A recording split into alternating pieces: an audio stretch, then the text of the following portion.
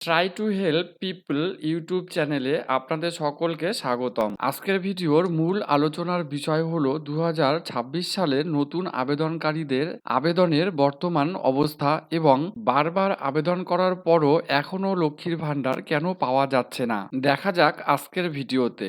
2026 সালের ফেব্রুয়ারি মাসে স্বনির্ভর বাংলা ক্যাম্পে লক্ষ্মীর ভাণ্ডার প্রকল্পে পশ্চিমবঙ্গের গ্রামীণ এবং পৌরসভা এলাকাগুলিতে যে সমস্ত নতুন আবেদন জমা পড়েছে সেই আবেদনগুলির তথ্য যাচাই এবং ডিজিটাইজেশনের কাজ অফিসগুলিতে দ্রুত গতিতে শুরু হয়ে গেছে।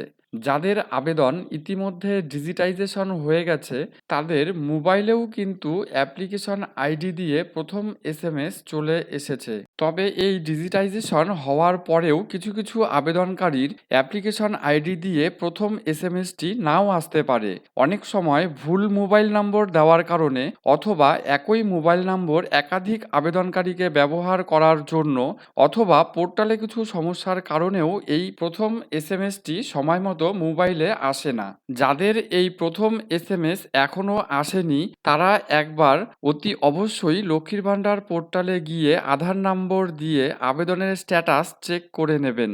যদি আপনার ডিজিটাইজেশন হয়ে থাকে তাহলে আপনার নাম, অ্যাপ্লিকেশন আইডি ইত্যাদি আপনি দেখে নিতে পারবেন। আর যদি নো ডেটা ফাউন্ড দেখায় তাহলে আপনাকে আরও কিছুদিন অপেক্ষা করতে হবে। এবার আসি একটি গুরুত্বপূর্ণ বিষয় নিয়ে, যেটা নিয়ে এখনও অনেকেই অনেক চিন্তায় আছেন। এই স্বনির্ভর বাংলা ক্যাম্পে অনেকেই আছে যারা 2025 সালেও আবেদন করেছিল কিন্তু টাকা না পাওয়ার জন্য আবার 2026 সালে আবেদন করেছেন।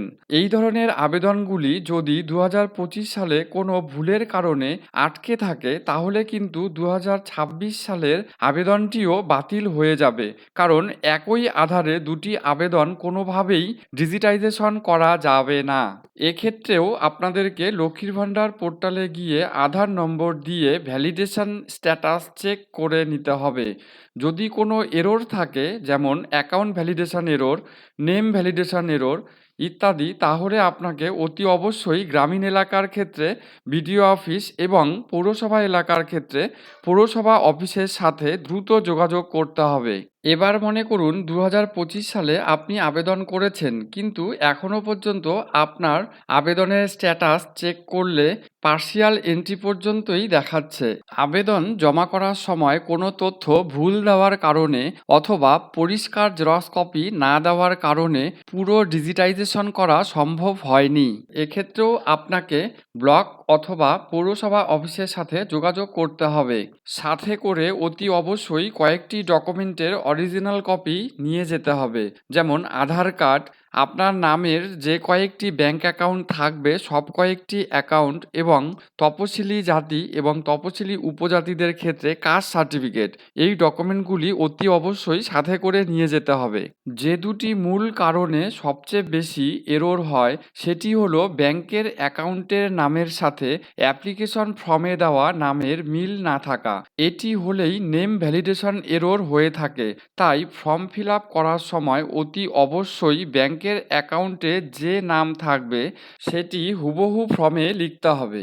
আরেকটি হলো ফর্ম ফিল আপ করার সময় যে অ্যাকাউন্টটি দিয়েছেন সেটি অচল অবস্থায় থাকা। তাই যতদিন পর্যন্ত প্রথমবারে টাকা ঢুকবে না ততদিন পর্যন্ত অ্যাকাউন্টটি যেন সচল অবস্থায় থাকে এটি দেখে নিতে হবে।